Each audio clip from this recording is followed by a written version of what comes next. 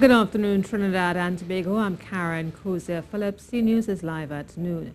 Topping the news at this time, an anti-crime exercise in the Vistabella district, which began early on Thursday, uncovered 2 machine guns among 6 firearms and a large amount of ammunition, along with $125,000 of marijuana. During the exercise, officers of the Interagency Task Force and the Organized Crime and Intelligence Unit were at work searching an abandoned structure at Purcell Street in Vistabella.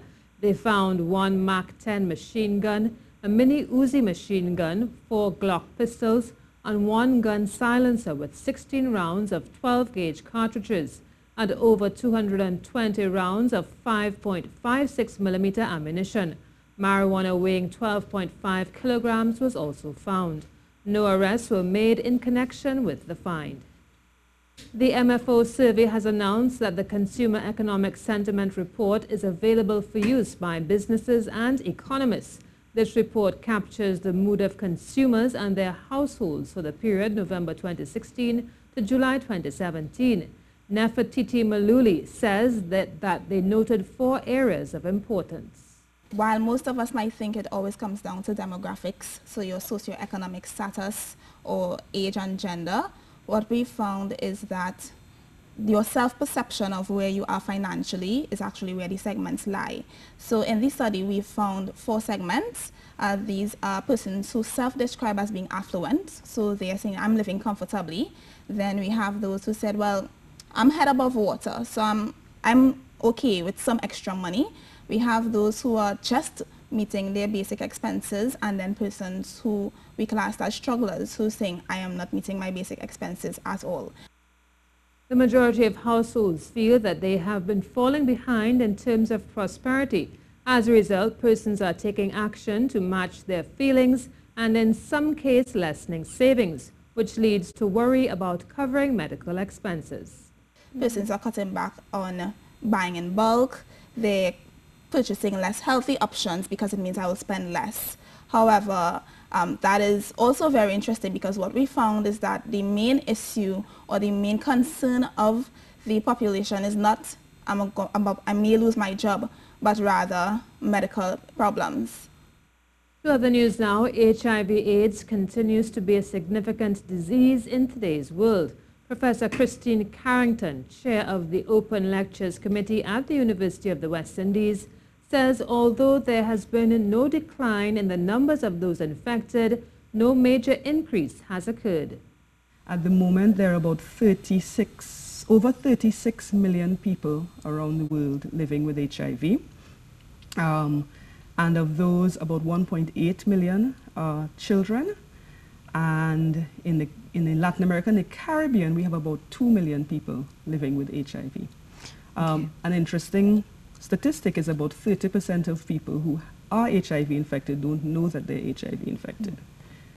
The University of the West Indies has partnered with Carry Science to raise awareness on issues involving the disease, which has been affecting humans since the 1980s. The professor says people are still anxious about the scourge and attitudes, although change still presents some problems for those with the disease. Just from my own personal knowledge, I think people are still very hesitant. I mean, a lot of work has been done to remove some of the stigma. Yes. You know, we have a lot of very high-profile people who are HIV positive. So attitudes vary around the world and within different groups. So there's a lot of work been done there, but there's obviously much to be done. Yeah. Professor Carrington says that even though there's a good deal of knowledge, still more can be done to help those facing a lifetime with the ailment.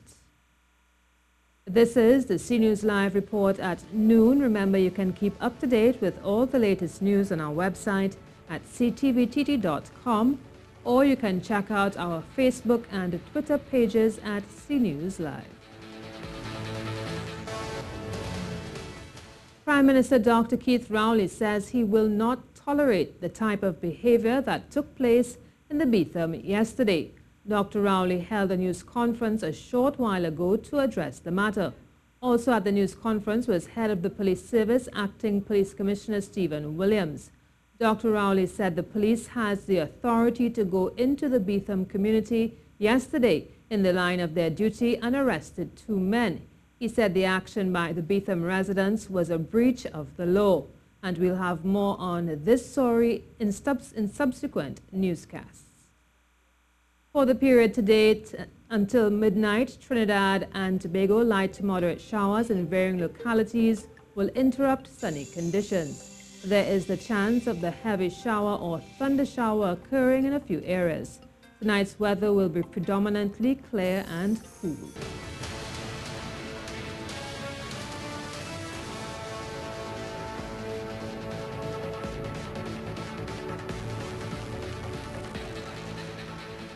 Well, W Connection stayed in second place behind Northeast Stars after knocking off former champs Central FC 3-1, while San Juan Jabloteh returned to their winning ways with a tense 4-3 win over Police in the TT Pro League.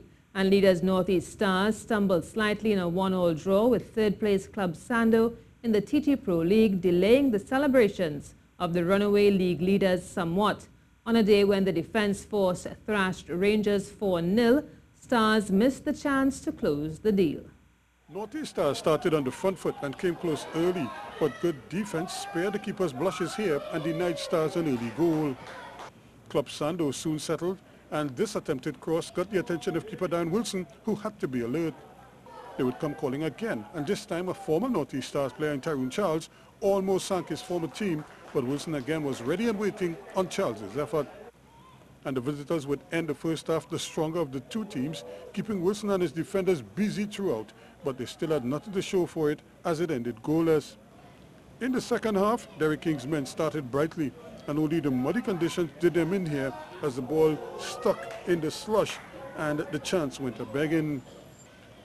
Then they finally broke through, although the initial free kick was blocked by the wall, but the deflection fell to Akeem Garcia, who gleefully accepted the gift and finished in style for 1-0 Stars in the 50th. But Angasi's men would respond well after falling behind and went in search of an equalizer, coming close time and again. That persistence would pay off at the death, as Charles's free kick had too much on it for Wilson, who got his hands to it but couldn't prevent it going over the line for the equalizer. The ball was already in before the attacker touched it a second time in added-on time. That would be it, as the referee blew it off moments later, leaving it at 1 apiece and forcing Stars to leave the bubbly and ice at least for another day. In another encounter, the Defence Force showed intent from the off and sliced open the Rangers' defence here for Devon Jostling to net the opener 7 minutes in. He was looking for more here, but this time he struck iron and it stayed out to leave it at 1-0 Army at the interval. And just like in the first half, the Army struck early in the second, this time after just 3 minutes when Jostling turns provider and Rion Moore slots home to make it 2-0 Army in the 48th.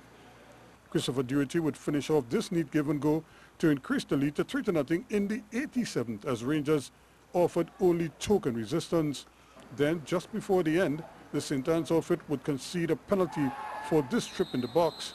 Up stepped national defender Curtis Gonzalez, and he made no mistake to complete the scoring in this one. 4-0 it ended in favor of the Defence Force as Rangers suffered yet another defeat. Well, this country's male and female Rugby Sevens squads are off to Mexico, hoping to do well in one of the most crucial tournaments in this country's history. A large contingent of about 35 persons are off to Mexico, where this country's male and female teams will compete against some of the best in the region at the Rugby America's North Sevens tournament in Mexico City, home of the Campo Marte Athletic Grounds. All members, including associate members and regional development unions, are expected to participate as this year's competition takes on added significance as it is a qualifier for the 2018 Central American and Caribbean Sports Organization CASCO Games 2018, Hong Kong Sevens Rugby World Cup Sevens 2018 and Commonwealth Games. TT men are in Pool C with hosts Mexico, Curacao and the British Virgin Islands and begin play on Saturday. The women will engage in a round-robin tournament featuring all participating countries, including Jamaica, Mexico, Guyana, Bermuda, the Dominican Republic, French Guiana, and TNT.